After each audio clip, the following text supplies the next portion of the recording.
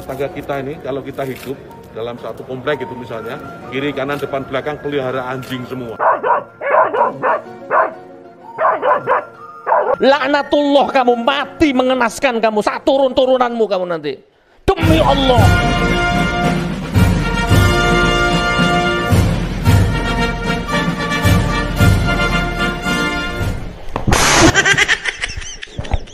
Ini orang kekurangan pekerjaan ini. Hah?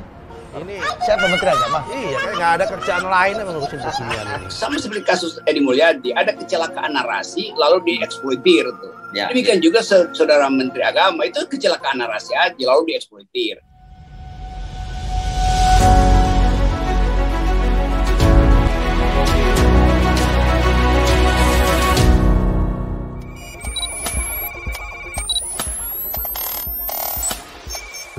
Azan sekarang ini Pak, seperti apa? Soal Aturan azan sekarang. oh iya itu kemarin kita sudah terbitkan surat edaran pengaturan, kita tidak melarang masjid, musola menggunakan toa, tidak. Silahkan, karena kita tahu itu bagian dari syiar agama Islam, ya. Tetapi ini harus diatur tentu saja, diatur bagaimana volume speakernya, gitu. Toanya itu nggak boleh kenceng-kenceng, 100 desibel maksimal. Laknatullah, kamu mati mengenaskan kamu, turun-turunanmu kamu nanti. Demi Allah.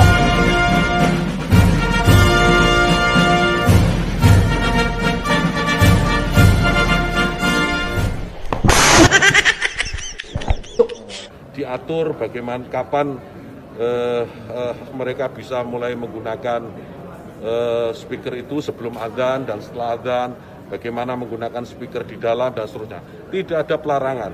Ini aturan ini dibuat semata-mata hanya untuk membuat masyarakat kita semakin harmonis. Bukan masalah demokrasi, nggak masalah demokrasi ini. Ini orang kekurangan pekerjaan ini. Hah? Ini Siapa Menteri Agama? iya, kayak nggak ada kerjaan lain yang ngurusin beginian ini. Begini ya, soal toa itu, biarlah ini urusan civil society. Di masjid dan lingkungan sekitarnya masyarakat. Ada masyarakat yang memang seneng kalau toanya itu kenceng. Karena kalau toanya kenceng, dia bisa cepet-cepet ke masjid. Karena dia memang sengaja, wah karena kenceng saya terbangun. Subuh-subuh, saya bisa ke masjid. Apalagi mau bulan puasa ini, sampai ke masjid begitu. Ada yang suka seperti itu. Tapi memang juga ada masyarakat yang udah dong, jangan kenceng-kenceng dong. Gue udah sadar nih, udah tahu kalau jam segini gue harus berangkat ke masjid gitu loh. Gak usah kenceng-kenceng, gue udah paham gitu loh. Jadi memang masyarakatnya memang beda-beda. Iya. Dalam konteks Negara kewarganegaraan nggak perlu mengatur harusnya. Meningkatkan manfaat dan mengurangi mafsadat. Jadi menambah manfaat dan mengurangi ketidakmanfaatan. Karena kita tahu, misalnya ya, kita tahu di daerah yang mayoritas muslim, hampir setiap 100 meter, 200 meter itu ada musola masjid. Ya, bayangkan kalau kemudian dalam waktu yang bersamaan mereka semua menyalakan toanya di atas, kayak apa? Itu bukan lagi syiar, tapi menjadi gangguan buat sekitarnya. Kita bayangkan lagi, kita ini muslim, saya ini muslim, saya hidup di lingkungan non muslim. Ya. Kemudian rumah ibadah saudara-saudara kita non muslim itu bunyikan toa sehari 5 kali dengan kenceng-kenceng secara bersamaan, itu rasanya bagaimana?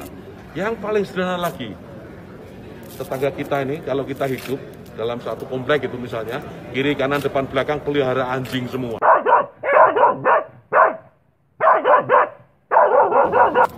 Misalnya, menggonggong dalam waktu yang bersamaan.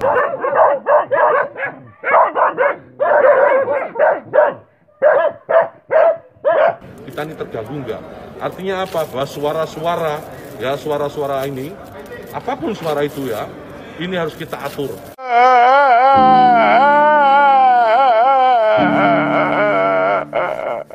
Sama seperti kasus Edi Mulyadi, ada kecelakaan narasi lalu dieksploitir tuh. Ya. Demikian juga saudara Menteri Agama, itu kecelakaan narasi aja lalu dieksploitir.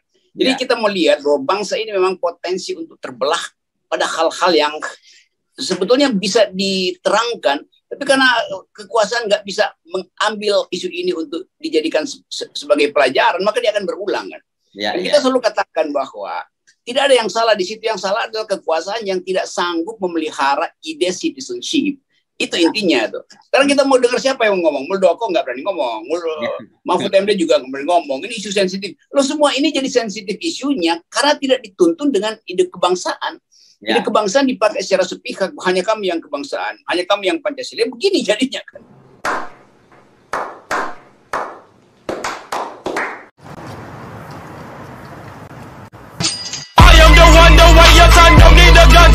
Ya ini akibatnya, dan presiden nggak mengucapkan sesuatu karena dia juga nggak ngerti apa yang terjadi kan. Jadi kebingungan itu yang menyebabkan akhirnya ide yang kita sebutkan keakraban itu nggak terjadi lagi itu. Musuh utama musuh utama Kadrun siapa sekarang? Ya Yakut. Musuh utama Cebong siapa sekarang? Edi Mulyadi. Cuman itu yang terjadi kan. Padahal ini semua kita nggak terbiasa untuk berpikir metaforik, berpikir dalam perbandingan. Tentu saja Yakut hanya membandingkan fungsi fisik dari suara itu. Lalu didramatisir, jadi itu isu teologis. Demikian juga saudara Edi Mulyadi itu, dia membandingkan satu langgam narasi yang memang tidak umum, lalu dieksploitasi itu. Jadi saling mengeksploitasi sesuatu yang sebetulnya bisa diselesaikan dengan satu keterangan pers. Oleh siapa? Ya oleh pemimpin di atas mereka berdua. Kan kalau itu diucapkan oleh Mahfud apalagi oleh presiden kan selesai kan. Tapi sekarang kita nggak tahu bagaimana timnya Pak Yakut itu berupaya untuk mendudukkan persoalan. Jadi kekacauan itu disebabkan tadi saya tetap punya dalil ketidakmampuan presiden untuk menghasilkan ide citizenship menyebabkan bangsa ini terpecah. Jadi ini bukan soal Menteri Agama sama atau Edi Mulyadi, tapi ini ketidakmampuan konseptual dari presiden. Itu intinya. Apa boleh buat? Saya mesti ucapin itu terus. Nanti kalau kan orang kemarin lihat ke saya itu, nanti kalau ada kambing bunting pun itu salahnya Jokowi. Ya bisa juga kalau kambingnya bunting digorong-gorong kan di depan istana siapa yang mesti diperiksa. Kira-kira begitu cara kita melihat persoalan.